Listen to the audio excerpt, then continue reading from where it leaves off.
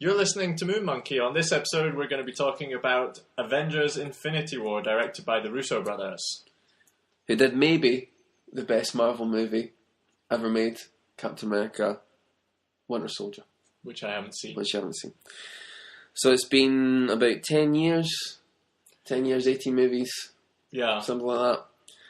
And basically this has all been building to the point of Thanos has slowly been on his quest to gather all the Infinity Stones to complete his Infinity Gauntlet, and the Avengers somehow they're getting back together. Mostly, I would say everybody's got to come back together. Well, they're forced to sort of come back. They're forced to come back together. Threat. Somebody even phoned Steve Rogers. Yeah, they have to get back together. No matter how much they've fallen out, they all come back together to stop Thanos succeeding. And this will be a spoiler review. Yes. And the spoiler is that the film's done incredibly well, so most people have probably already seen this already. If you haven't, go see it and then come back and listen to the review. What are you doing listening to us, really? That's a big question in general. But yeah, basically Thanos' goal is to get the Infinity Gauntlet, which will give him the most power of anyone in the universe, and his plan is to basically kill half the people in the universe. He has good intentions because he's doing it to save the universe in his eyes. Yeah, but he thinks that there's like overpopulation, so he has to kill half of them so the other half can thrive. The spoiler is Thanos succeeds, which obviously everybody knows. Yeah. And there's a lot of deaths, and it's shocked a lot of people because I think this movie, much like other movies, big movies that have been building up over the years and other franchises, has torn a lot of people. Some people think this is really great and it's a really bold move and it's really entertaining that they've done this. And other people are like, oh my god, you've ruined my life. Why have you killed my favourite characters? With this film? I've seen a lot of people say that. I've seen some people... Most people I've heard have had positive things to say people, about it. I agree, but there are some people that are like, they really don't like it. I mean, when we saw it, at the end, there was people that were clearly, visibly distressed and quite sad. We're obviously jumping to the end of the film and then we'll go back to earlier on. But yeah, I thought they did really well with the end of the film. One thing I would say is the deaths happened too quickly to really have an emotional weight. It was sort of... Some of them. Yeah, you sort of had to think back at it. Yeah, some of them worked really well. And other ones, it was just it started happening so fast that once you got into the fact a lot of them are going to disappear, and that's obviously what they're doing. Yeah. It's sort of they didn't land as hard as I felt some of them should. And the other thing is, outside of the movie, a lot of people are already aware that there's going to make a part 2 of the Infinity War story. They are, but some people like your casual moviegoers aren't. Yeah, and didn't know that. And they have tried to hide it. They've not really publicised it to a massive extent. If you didn't know that, the ending would be much more impactful. And it's only when you think about it, and you think... It's only really when you think... We've seen this movie just as it's come out. In years to come, you won't have the same sort of context to watch it in. No, they won't, but we're doing it. We're doing it now. Yeah. Seeing the movie when it comes out... We don't have the time stone. And sort of knowing that other characters have trilogies coming up, and they're going to make a part 2 of this, it sort of makes you realise, okay, they're probably not going to stay dead. And I know I've heard, there's theories online about how they're going to bring them back, and these things happening. But the film on its own is an incredibly impactful ending, and I thought they landed it well. I really liked it too. I think a lot of people have bought into it. I thought it was unexpected. To be honest, I'd have to say I didn't see it coming that it was going to end with Thanos winning. No. And the Avengers losing, since they win pretty much every time. Yeah, but I think for a lot of people, they expect that Hollywood ending of everything is going to work out and everything's fine. Yeah. And there's not going to need to be a part 2. Not necessarily everybody thinks, oh, isn't it great in Empire Strikes Back where the Empire wins? Some people probably at the time thought, oh, this is terrible. Skywalker's lost his hand. And they've lost Hoth. Everything's gone badly. I think a lot of people came out of this and felt a kind of negativity about it because the bad guy won, but sometimes the bad guys do win. And I did really like it. And I thought, I really liked it. It gives you that platform for building up the second, because people will be so excited now to see the second one. It does, and they want to see how people are going to come back. I mean, if they defeat him in this one, it would be the point going back to see them defeat him again. I mean, think about how much they built this. But I thought they did all the characters well. They worked everyone together really well, and the interactions that people were looking forward to. So you've got Thor meeting Guardians of the Galaxy, That was very good too. Very Iron funny. Man meeting Doctor Strange. You've got the Avengers meeting up with Black Panther. People are very disappointed that it was like the ultimate crossover film. People are very disappointed that Peter Quill never said to Robert Downey Jr. and Benedict Cumberbatch, "No shit, Sherlock's." And I didn't think of that until I saw a review, and I thought, oh, they really missed the boat there. Yeah, missed the trick. That was the one thing. That's not at least the star off your appreciation. No, I really liked it, and I felt like at points it was sort of groaning under the weight of too many characters, because like the way they've sort of structured the film was quite clever in that they've basically split people up into 2 or 3 different teams, and you're sort of cutting between like different teams of people rather than trying to throw them all together and really confuse it. They've made 3 movies, but got them all sort of cutting between them and then all sort of meeting up at the end. In fact, they don't even really meet up at the end because one's happening on Titan and one's happening on Earth. I thought it was really done well, and I didn't really feel like there were certain characters that didn't get as much screen time, but I didn't really feel like they had an issue of like there was too many people because it was done so well.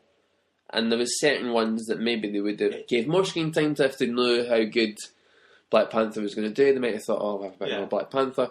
But there was enough time. There was enough with everybody. I wasn't bored through it, but there were it was creaking a little under the weight because you had scenes where like characters wouldn't be there for a long time while you caught up with other characters, which is no real way around it. No. Like they couldn't have done it any other way, and it was done much better than another recent large franchise movie that we saw at the end of last year, which tried to cut between 3 different timelines. Yeah, it was paced all wrong. This was paced really well. Yeah, it was. And every time it was like you have a bit of conversation, then you have an action scene, then you have a bit more character stuff, then an action scene. Kept going. The one thing I would say that it did maybe suffer from is there was just like so much action that whenever it did slow down for a bit of emotion, it felt really strange because you were just used to like action constantly because there was so, like you're saying, there's 3 different places and there's all action going on in all those different places,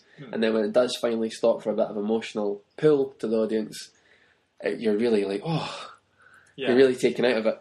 And what was surprising about who got the emotional parts, and I think the 2 standout characters that did get those emotional parts were Thor and Thanos, and that was a surprise. I think like the whole performance by Josh Brolin was really impressive because essentially as like a big guy trying to destroy the universe, but you did kind of go through his emotional feelings about how he was struggling to do it and what he had to sacrifice. Yeah, that is what they're usually missing in these films, that they actually gave him a understandable reason for why he was doing what he was doing. Yeah, like he is insane. Like his plan is insane, but in his mind, he's thought it out, and he knows what he's doing and why he's doing it. And also, they gave him an emotional heart with Gamora, who's his daughter, who you find out that he genuinely does care about. And so instead of just she cares about him too. That's the thing you like as well. Like they both. So he's not just evil, irredeemably evil. No. Like there is sort of a core of emotionality there, even though he does want to kill a lot of people. And also Thor got a lot of emotional bits too, because he's literally lost everything. He's lost everything, everyone and everything. Does he seems to lose his hammer in pretty much every film and then get it back. I don't know if that's statistically correct. But he didn't have a hammer this time, he had an axe. Yeah. But yeah, I thought he had a lot of emotion in it too. Like, and I think Loki, I think was Loki the first one to go? Yeah. Was he the first one to go? Or was it... Heimdall. Was it Idris Elba? Heimdall.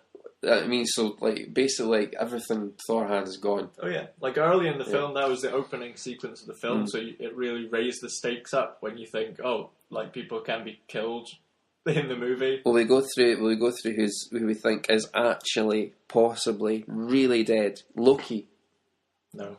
You don't think he's dead? You think he's something? I think he's a god. Did they not make a comment about like he'll never be a god millions of times before? He has, but they also said he's really dead. Yeah, it looks like he really is, and it did look like he really was. But who knows? Because he's Loki.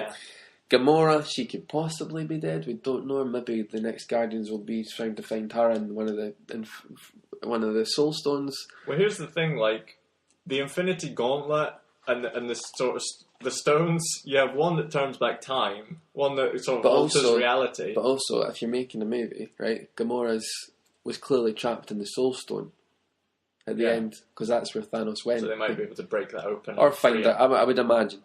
And the Collector. He's possibly actually dead, but we don't know because we didn't see him die. He could be killed. Yeah, he could. Yeah, he's not a major. Idris Elba's definitely dead. This character, not the man. I know. Yeah, and everyone else that disappeared: Spider-Man, Black Panther, Mantis. I know you're very upset about Mantis, but she might come back. Spider-Man will be back. Yeah, I'm just saying they're dead now, though. Oh, you're saying who's dead? Yeah. You're just listing off I'm the listening. deceased. Yeah, I'm listening to the deceased. This is like some kind of memorial service for Marvel superheroes. Maria Hill, Falcon, Star-Lord, Groot, Drax, Doctor Strange, Scarlet Witch, Vision. Vision's dead. Vision's probably definitely dead, actually. Bucky's gone, Nick Fury's gone, and the only Guardians of the Galaxy character left is Rocket Raccoon, which will be a very lonely movie if they don't bring back people in the next one. That would be sort of a sad ending to that trilogy. Just Rocket Raccoon driving around listening to loads of music, singing himself. Listening to all the sad ballads from the 80s. So overall though, I did like Infinity Gauntlet. I did know how it was going to end, but that didn't affect my enjoyment of it. And I thought it was done really well. There was enough characters, and it was good seeing interactions with different ones. It was done really well, and I think people have come to expect now that Marvel films are always a certain quality. Like there's always pretty decent writing, but they really had to up it with this, and I felt like they did. Funny dialogue, yeah. The action sequences are always pretty good. But they didn't just turn this into a massive big joke, which they had the risk of doing. They had enough in there that made it. I felt like there was a moment in the movie where it kind of got, it's all about, we're doing little cracking jokes, but it got really serious. And then everybody was like, oh my god. Well, they always do a good job of balancing the humour and the seriousness. And this one, like we said, the villain is really strong, and it has that emotional heart between Thanos and Gamora. And the ending was fantastic. Like, the final sort of moments with Thanos are just like, that's I really did like it. I know, like, I don't know most people did and some people didn't, but I really did.